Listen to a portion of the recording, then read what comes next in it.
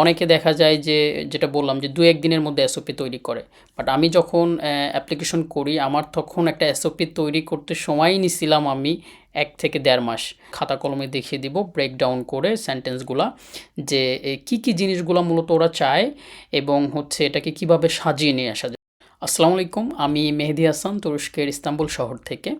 তো আমরা বিগত সময়গুলোতে স্কলারশিপ নিয়ে যেই আলোচনা করে আসতেছিলাম তারই ধারাবাহিকতায় আজকের এই ভিডিওটি হচ্ছে এসওপি নিয়ে, যেটাকে আমরা বলে থাকি স্টেটমেন্ট অফ পারপাস বা অনেকে এটাকে মোটিভেশন লেটার বলে থাকে। সো এই মোটিভেশন লেটার বা এসওপি হচ্ছে স্কলারশিপের আবেদনের প্রসেসের মধ্যে সবচেয়ে গুরুত্বপূর্ণ একটা প্রসেস। সো এই পেপারে এই ডকুমেন্টসে মূলত আপনি আপনাকে উপস্থাপন করার জন্য সবচেয়ে বেস্ট সুযোগটা পেয়ে থাকেন।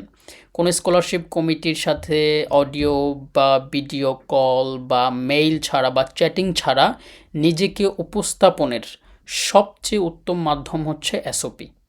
সো এসওপি হচ্ছে আপনি ইতিপূর্বে আবেদন করার জন্য আপনার যত অ্যাচিভমেন্ট, আপনার একাডেমিক অ্যাচিভমেন্ট, তার পাশাপাশি আপনার অন্য যত অ্যাচিভমেন্ট সব কিছু আপনার পেপার ওয়াইজ যখন পোর্টালে সাবমিট করেছেন, এই সব কিছুর সামারাইজই হচ্ছে মূলত আপনার এসওপিতে চলে আসবে।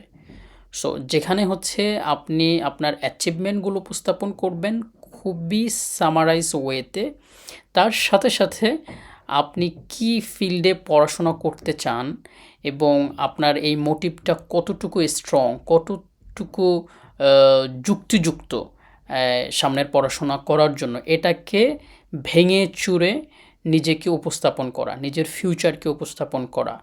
আপনার আমরা এটা ডিটেলসলি আপনাদেরকে হাতে কলমে দেখায় দিব যে কিভাবে এই পুরো এসওপিটাকে মানে ব্রেকিং ডাউন করে যে কিভাবে আপনি নিজেকে সব দিক থেকে উপস্থাপন করবেন, কিন্তু খুবই সংক্ষেপে উপস্থাপনটা করবেন। এবং এই এসওপি যে কোনো স্কলারশিপের জন্য বা ইউনিভার্সিটি অ্যাডমিশনের জন্য খুবই ইম্পর্ট্যান্ট। আমরা যারা ইউরোপে পড়াশোনা করি, সো বাংলাদেশের মতো না যে বাংলাদেশে চাকরির ক্ষেত্রে আপনার শুধুমাত্র প্রিভিয়াস রেজাল্টটাকে সবচেয়ে বেশি গুরুত্ব দেয়। আপনার ইন্টারমিডিয়েটে প্লাস আছে কি না, মেট্রিকে প্লাস আছে কি না, বা অনার্সে আপনার হাই সিজিপিএ আছে কি না, এগুলোকে গুরুত্ব দেয় বেশি বাংলাদেশের মতো দেশে। কিন্তু ইউরোপে যেটা করে সেটা হচ্ছে যে ওরা আপনার ফিউচার দেখতে চায়, আপনার মোটিভ দেখতে চায়, আপনি কতটুকু নিজের প্রতি আত্মবিশ্বাসী, কতটুকু স্ট্রং, এই এসওপির মাধ্যমে আপনি কতটুকু কনভিন্স করতে পারতেছেন আপনার যিনি ইউনিভার্সিটির প্রফেসর তাকে বা স্কলারশিপের কমিটিকে কতটুকু কনভিন্স করতে পারছেন, এইটা ইম্পর্টেন্ট। আপনারা বিভিন্ন সময় নিউজে দেখবেন যে 2.30 রেজাল্ট নিয়ে অনার্সে সে মাস্টার্সের স্কলারশিপ পেয়েছে, বা হচ্ছে এসএসসিতে খুব খারাপ রেজাল্ট নিয়ে সে আন্ডার গ্র্যাজুয়েটে চান্স পেয়েছে।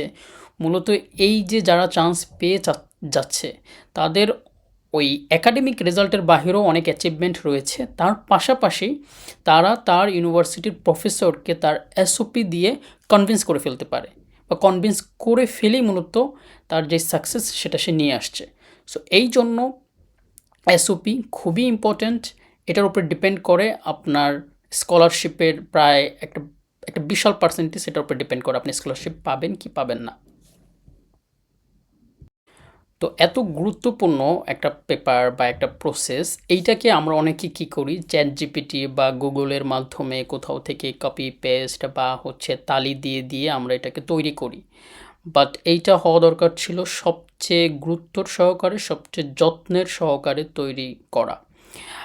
অনেকে দেখা যায় যে যেটা বললাম যে ২-১ দিনের মধ্যে এসওপি তৈরি করে। বাট আমি যখন অ্যাপ্লিকেশন করি আমার তখন একটা এসওপি তৈরি করতে সময়ই নিছিলাম আমি ১ থেকে ১.৫ মাস। মানে এই অ্যাপ্লিকেশন প্রসেস শুরু হওয়ার ১ মাস আগে থেকেই আমি এসওপি নিয়ে ঘাটাঘাটি করতেছিলাম।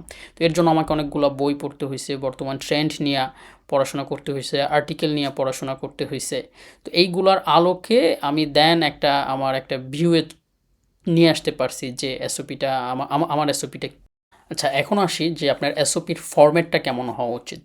তো অনেক স্কলারশিপ অথরিটি যেটা করে যে আপনার এসওপি লেখার জন্য একটা লিমিটেড ওয়ার্ড দিয়ে দেয় যে এত ওয়ার্ডের মধ্যে আপনাকে লিখতে হবে। সেখানে দাড়ি, কমা, স্পেস এভরিথিং মিলে তারা একটা লিমিটেশন দেয়। এর বেশি আপনি কিছু লিখতে পারবেন না।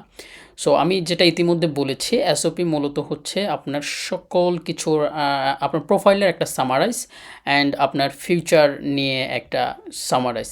তো আপনার এখানে খুব ডিটেলসে কিছু লেখার নাই, আপনি ইতিমধ্যে যেই সার্টিফিকেটগুলো পোর্টালে জমা দিয়ে দিচ্ছেন সেগুলো এক্সপ্লেন করার দরকার নেই। আপনার নাম কি, আপনি কোথায় পড়াশোনা করছেন, আপনার রেজাল্ট কি, এইগুলো আলোচনার জন্য এসওপি এটা না।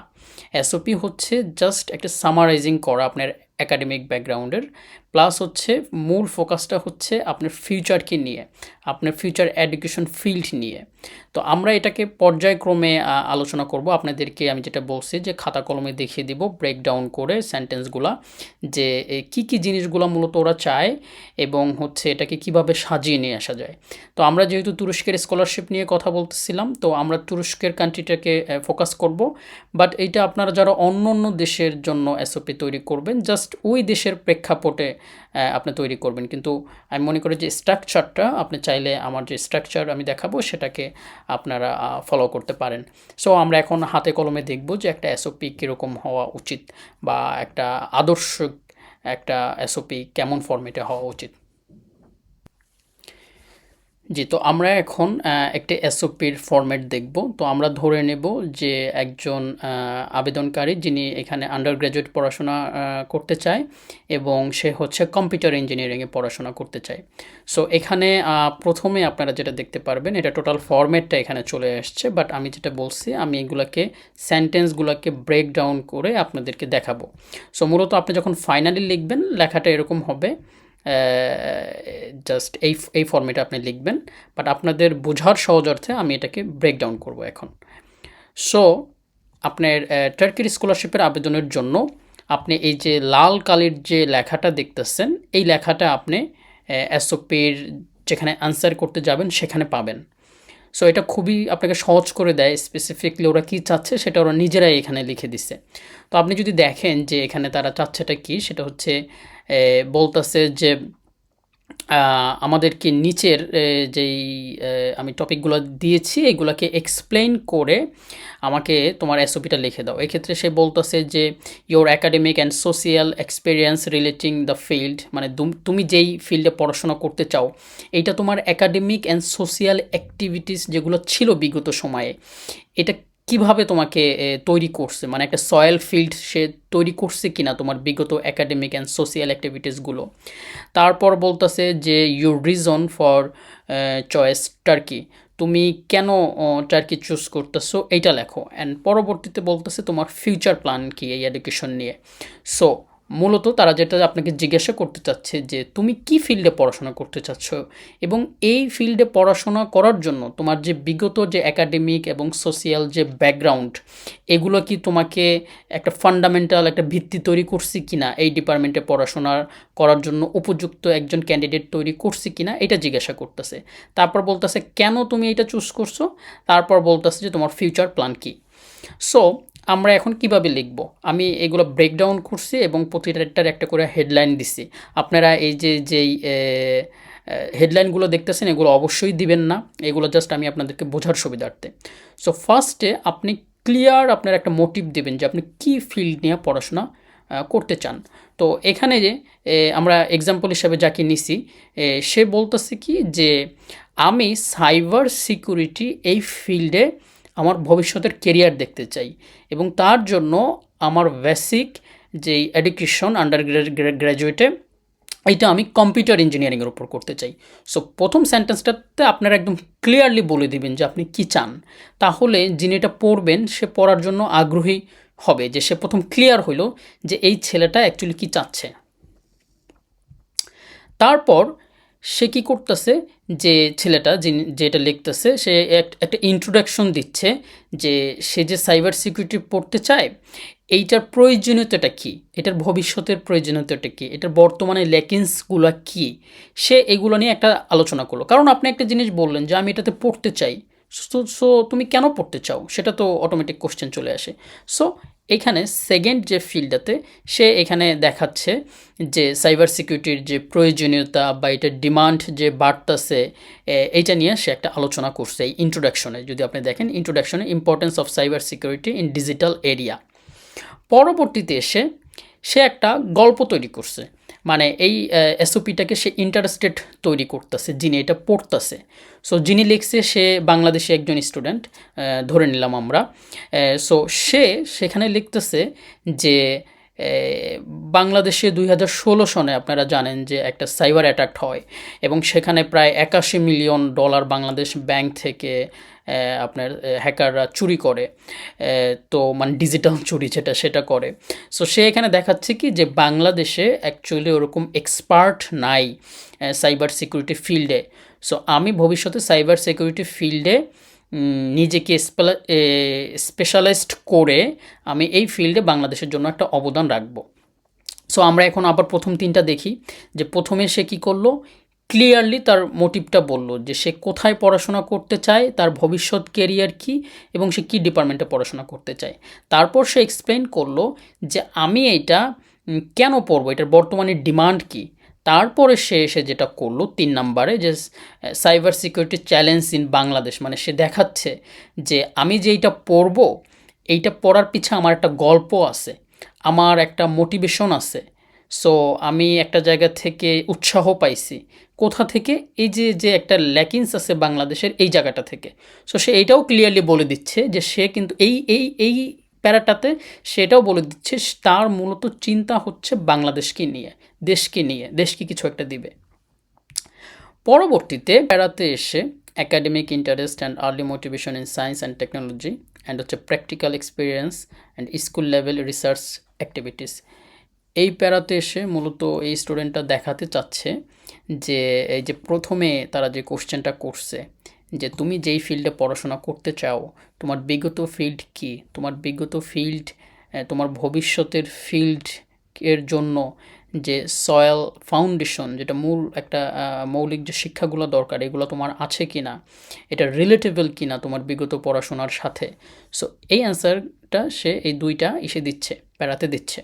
তো বলতেছে যে হ্যাঁ আমি সায়েন্স অ্যান্ড টেকনোলজি নিয়ে ইন্টারেস্টেড ছিলাম, যার কারণে আমি ক্লাস 9-এ আমি সায়েন্স ডিপার্টমেন্ট মানে বিজ্ঞান বিভাগ যেটা সেটা চুজ করছি এবং আমার আইটি টেকনোলজি সম্পর্কে অনেক ইন্টারেস্টেড ছিল, এই জন্য আমার পড়াশোনাগুলোও আইটি টেকনোলজি বা এই সায়েন্স রিলেটেড আমি পড়াশোনা করছি। পরবর্তীতে সে এসে বলতেছে শুধুমাত্র একাডেমিক না, আমি ল্যাবের একজন সদস্য ছিলাম, সক্রিয় সদস্য ছিলাম, বিভিন্ন সায়েন্স ফেয়ারে আমি প্রেজেন্ট ছিলাম। এখানে বলতেছে যে সায়েন্স ফেয়ারগুলোতে ছিল অ্যান্ড তার একটা প্রজেক্ট ছিল, সেই প্রজেক্টে সে ডিরেক্টর হিসেবে ছিল এবং এটা সাকসেস হয়েছিল ফেয়ারে। সো সে এখানে দেখাচ্ছে যে সে মূলত একাডেমিক এবং প্র্যাকটিক্যালি সব সময় সায়েন্স টেকনোলজি আইটি এগুলোর সাথে ছিল। সো এইটা দিয়ে ওই যে কোশ্চেনটা উপরে সে নিজেকে প্রুভ করতেছে যে আমার বিগত যে একাডেমিক স্টাডি এইটা আমার একটা সয়েল একটা ফাউন্ডেশন তৈরি করছে আমার ভবিষ্যতের পড়াশোনার জন্য। এখন আসি যে সে এক্সট্রা কিছু অ্যাড করছে নিজেকে যোগ্য প্রমাণ করার জন্য, যেরকম leadership skill and academic communication. তো এই এসওপি যিনি লিখছেন সে একটা টার্কিশ টেকনোলজি নিয়ে একটা আর্টিকেল লিখছে বাংলাদেশের একটা নিউজ পেপারে। তো সে এখানে বলতেছে যে আমি Turkish technology the new dimension of Bangladesh and turkey relation, এইটা নিয়ে তার একটা আর্টিকেল ছিল বাংলাদেশের একটা ন্যাশনাল পত্রিকাতে। সো এইটা সে উপস্থাপন করছে। সো এটা টার্কিশ খুবই মানে কনভিন্সড হওয়ার মতো যে একটা ছেলে বাংলাদেশে থাকাকালীন অবস্থায় যে আইটি টেকনোলজি নিয়ে বাংলাদেশ এবং তুরস্কের ভবিষ্যৎ সম্পর্ক কেমন হতে পারে বা কিভাবে ডেভেলপ করা যাইতে পারে এটা নিয়ে সে অলরেডি একটা লেখা লিখছে। সো এটাতে অবশ্যই কনভিন্স হওয়ার কথা। তো পরবর্তীতে সে বলতেছে সে তার স্কুল ক্যাবিনেটের ছিল, ভাইস প্রেসিডেন্ট ছিল, যেটাকে আমরা ভিপি বলি। অনেক স্কুলগুলোতেও এইগুলো এই ইলেকশনগুলো হয়ে থাকে আপনারা জানেন। তো এখানে সে দেখাচ্ছে যে তার একটা রেসপন্সিবিলিটি, কমিউনিকেশন, ডিসিশন মেকিং এই গুণাবলীগুলো তার মধ্যে আছে। তো আপনারা জানেন যে আমি বিগত আলোচনাগুলোতেও বলেছি যে স্কলারশিপ কমিটি মানে একটা ইন্টারন্যাশনাল স্কলারশিপের কমিটি, তারা একটা ছেলের শুধুমাত্র একাডেমিক অ্যাক্টিভিটিসগুলো না, তারা দেখতে যায় একাডেমিকের বাহিরে তার কী কী অ্যাক্টিভিটিস আছে, মানে আপনি কতটুকু চঞ্চল, আপনি কতটুকু দুরন্ত, আপনার মধ্যে কতটুকু ম্যানেজেবল ক্ষমতা আছে, আপনি কত মানুষের সাথে মিশছেন, এটা কিন্তু ইম্পর্টেন্ট। কারণ আপনি যখন দেশের বাইরে আসবেন, আপনার পুরো দুনিয়াটা চেঞ্জ হবে, আপনার নতুন পরিবেশে আসবেন, নতুন মানুষের সাথে মিশবেন, নতুন কৃষ্টি কালচারাল শিখবেন। সো এইগুলোর জন্য আপনি আগে থেকেই প্রিপেয়ার কিনা।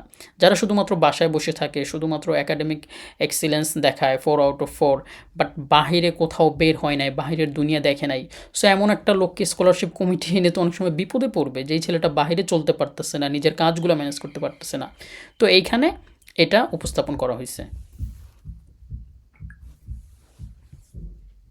তো এই পর্যায়ে এসে সে মূলত একটা সামারি করেছে এখানে। যদি আপনারা দেখেন, একটা সামারি টেনে দিছে। এই সামারিটা তো মূলত হচ্ছে সে তার বিগত একাডেমিক পড়াশোনা এবং হচ্ছে তার যে সোশ্যাল অ্যাক্টিভিটিস, তার যে অন্য অন্য ফেয়ার অ্যাক্টিভিটিস এবং অন্যান্য যত অ্যাক্টিভিটিসগুলো আছে সবগুলোর সামারি টেনে তার নিজেকে উপস্থাপনের জন্য সে বলতেছে যে আমি এই যে আন্ডার গ্র্যাজুয়েট করার জন্য এই ডিপার্টমেন্টে আমার ব্যাকগ্রাউন্ড কী করে, যেটার সাথে রিলেটেবল, আমার ব্যাকগ্রাউন্ড আমাকে সাপোর্ট করে এখানে আন্ডার গ্র্যাজুয়েট এই ডিপার্টমেন্টে করার জন্য। সো ওই যে প্রথমে যদি আমরা যাই যে এইটার অ্যান্সারটা your academic and social experience relating the field, এইটার অ্যান্সারটা মূলত এইখানে সে সামারি টেনে দিছে। দেন বলতেছে হোয়াই টার্কি, টার্কিতে সে কেন আসবে। সো অনেকে এখানে খুব রোমান্টিক কথা বলে যে তুরস্ক হচ্ছে খুব সুন্দর একটা দেশ, তুরস্ক ইউরোপ এবং এশিয়ার মধ্যবর্তী একটা দেশ, তুরস্কের কালচার আমার কাছে ভাল লাগে, তুরস্কের নাটক ভাল লাগে, বা হচ্ছে তুরস্ক মুসলিম কান্ট্রি, আদার থিংস। কিন্তু আপনি সম্পূর্ণ একটা একাডেমিক এসওপি লিখতেছেন, আপনার ইন্টেনশন লেখা সব কিছুর একটা ধারাবাহিকতা থাকবে, একাডেমিক লাইনে থাকবে। সো এখানে যেই এই ছেলেটা যেটা এভাবে উপস্থাপন করছে সে টার্কিতে সে কেন আসবে, সে এখানে টার্কির কিছু টেকনোলজি, টার্কির কিছু তথ্য প্রযুক্তি বিষয়ক যেই বিভিন্ন সংস্থাগুলো আছে যারা কাজ করে, যারা হচ্ছে আপনার টার্কির ইনোভেশনগুলো নিয়ে নিয়মিত গবেষণা করে, এই ধরনের সংস্থার কথা উল্লেখ করতেছে। যেরকম সে বলতেছে যে টার্কিতে টুবিটাকের মতো একটা ইনস্টিটিউট আছে।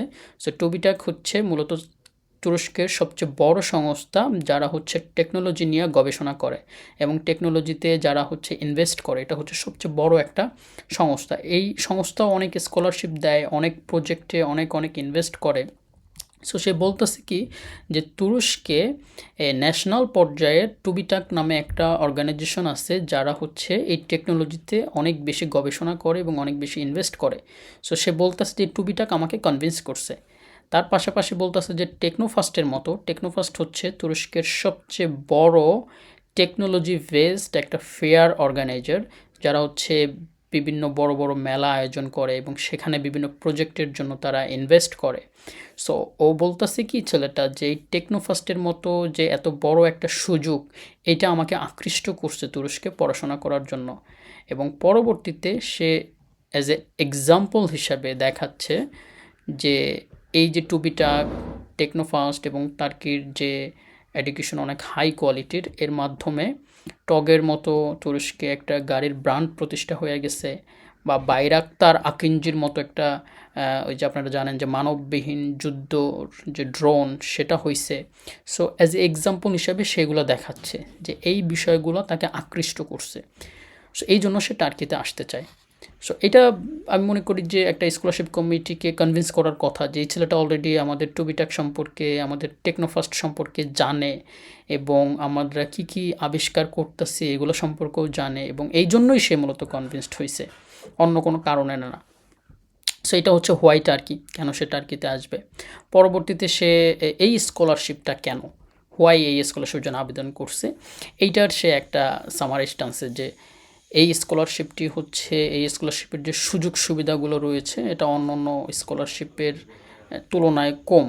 সো এইটাকে সে যে ফাইন্যান্সিয়ালি এবং অন্য অন্য যে সুযোগ সুবিধাগুলো রয়েছে এইগুলো তাকে খুব আকৃষ্ট করছে, এই জন্য সেই স্কলারশিপটা চুজ করছে।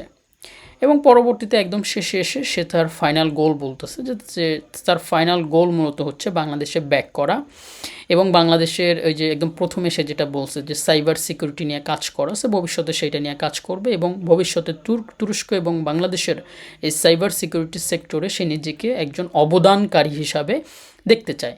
এটা দিয়ে সে মূলত একটা সামারি টেনে ফেলছে এবং সর্বশেষে সে এসে তার সব কিছুর জন্য সে বলতেছে যে আমার বিগত স্টাডি এবং আমার ভবিষ্যতের স্টাডি সব কিছু রিলেটেবল অ্যান্ড হচ্ছে এই স্কলারশিপের জন্য আমি নিজেকে একজন যোগ্য ক্যান্ডিডেট মনে করি, এটা বলে সে এখানে সামারি ক্লোজ করছে।